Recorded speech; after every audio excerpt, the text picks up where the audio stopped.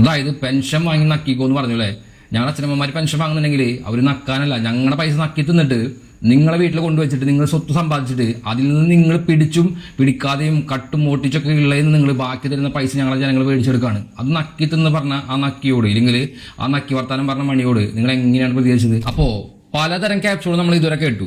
ഇനി പുതിയ capsule വന്നേക്കാണ്. UDF വന്നപ്പോൾ പുതിയ ഇനം ക്യാപ്സ്യൂൾ ഇറക്കിയിട്ടുണ്ട്. ഇനി നമ്മുടെ പെൻഷൻ മുടങ്ങാനാണ് പോണത്.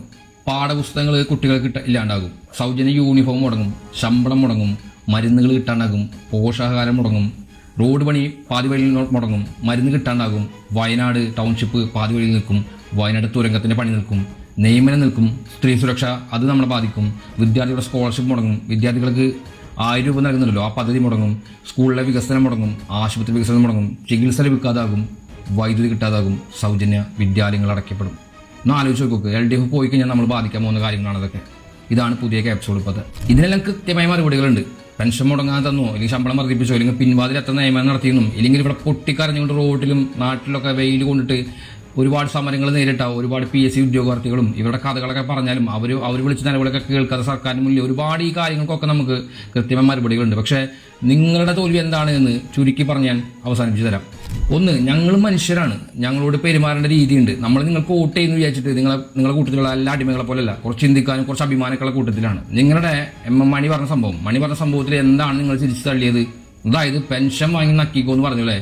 ഞങ്ങളുടെ അച്ഛനമ്മമാർ പെൻഷൻ വാങ്ങുന്നുണ്ടെങ്കിൽ അവർ നക്കാനല്ല, ഞങ്ങളുടെ പൈസ നക്കി തിന്നിട്ട് നിങ്ങളെ വീട്ടിൽ കൊണ്ടുവച്ചിട്ട് നിങ്ങൾ സ്വത്ത് സമ്പാദിച്ചിട്ട് അതിൽ നിന്ന് നിങ്ങൾ പിടിച്ചും പിടിക്കാതെയും കട്ടും ഓട്ടിച്ചൊക്കെ ഉള്ളതെന്ന് നിങ്ങൾ ബാക്കി തരുന്ന പൈസ ഞങ്ങളെ ജനങ്ങൾ മേടിച്ചെടുക്കുകയാണ്. അത് നക്കി തിന്ന് പറഞ്ഞ ആ നക്കിയോട് ഇല്ലെങ്കിൽ ആ നക്കി വർത്താനം പറഞ്ഞ മണിയോട് നിങ്ങൾ എങ്ങനെയാണ് പ്രതികരിച്ചത്? ആ അഭിമാനത്തിന്റെ മുകളിൽ, ഒരു മനുഷ്യന്റെ അഭിമാനത്തിന്റെ മുകളിൽ കസാല വലിച്ചിട്ടിരുന്നപ്പോൾ നിങ്ങൾക്ക് എന്താണ് ഫീൽ ചെയ്തത്?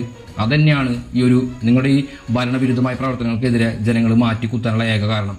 ഇനി ടൗൺഷിപ്പ് ഇത്രയും ലക്ഷങ്ങളും കോടികളും കയ്യിൽ വന്നിട്ട് അതിൽ നിന്ന് മുക്കാഭാഗം മുക്കിയാലും ഇതൊക്കെ ആരോപണങ്ങളാണെങ്കിലും അതൊന്നും ചെയ്തു കൊടുക്കാനുള്ള മനസ്സ് നിങ്ങൾക്ക് ഉണ്ടായില്ല. ഇല്ലെങ്കിൽ എന്തിനാണ് നിങ്ങൾ ഇത്രയും കാലം നീട്ടിയത്? മുന്നേ പറഞ്ഞ പോലെ തന്നെ മനുഷ്യൻ മതങ്ങളെ സൃഷ്ടിച്ചും മതങ്ങൾ ദൈവങ്ങളെ സൃഷ്ടിച്ചിട്ടൊക്കെ പല ജാതി വിഭാഗങ്ങളായിട്ട് ഇവിടെ ജീവിക്കുന്ന ആൾക്കാരാണെങ്കിലും മണ്ണ് പങ്കുവയ്ക്കാൻ ഒരു മനസ്സുകൂടി വേണം. അതൊരു പ്രസ്ഥാനം കാണിച്ചപ്പോൾ നിങ്ങൾ അതിനെ മതവൽക്കരിക്കാൻ ശ്രമിച്ചു, ഇല്ലെങ്കിൽ അത് വോട്ട് പിടിക്കാനുള്ള തന്ത്രമായിരുന്നു. അതുപോലെ തന്നെ നിങ്ങൾക്ക് ആ തന്ത്രം പ്രയോഗിക്കായിരുന്നു. നിങ്ങൾക്ക് ആ പാവപ്പെട്ട ആൾക്കാർക്ക് വീട് വൈകിപ്പിക്കാതെ കൊടുക്കുകയാണെങ്കിൽ, ഇല്ലെങ്കിൽ അഴിമതികളും ആരോപണങ്ങളും ഇല്ലാതെ ആ വീട് കൈമാറിയെങ്കിൽ ഒരുപക്ഷെ നിങ്ങൾ ജയിച്ചേനെ. പക്ഷെ നിങ്ങളത് ചെയ്തില്ല. അതും ഒരു വലിയ ഭരണവിരുദ്ധമായിട്ട് നിങ്ങൾക്കെതിരെ വന്നിട്ടുണ്ട്. ഇനി ഒരു പാവപ്പെട്ടവൻ ഒരു മുഖ്യമന്ത്രിയോട് എന്തെങ്കിലും ചോദിക്കുമ്പോൾ അത് വീട്ടിൽ പോയി ചോദിച്ചാന്ന് പറയണത് അത് തെമ്മാടിത്തരാണ്, അത് ധാഷ്ട്യാണ്, അത് ഏകാധിപതിയുടെ സ്വഭാവമാണ്. അത്തരത്തിലുള്ള ഏകാധിപതികൾ നമ്മളെ ഭരിക്കേണ്ട ആവശ്യമില്ല. രാജഭരണം ഏകാധിപതി ഭരണമൊക്കെ പണ്ട് കാലത്തായിരുന്നു, അതൊക്കെ കഴിഞ്ഞു. ഇപ്പോൾ ജനാധിപത്യമാണ്. അതുകൊണ്ട് ജനാധിപത്യത്തിൽ ആരെ നടക്കുന്ന ജനങ്ങൾ തീരുമാനിക്കും. അതുകൊണ്ടുണ്ടായ തോൽവിയാണ്. ആ തോൽവിയുടെ അക്സെപ്റ്റ് ചെയ്യുക. വീട്ടിൽ പോയിരിക്കാൻ പറഞ്ഞ പോലെ തന്നെ വീട്ടിൽ പോയിരിക്കുക.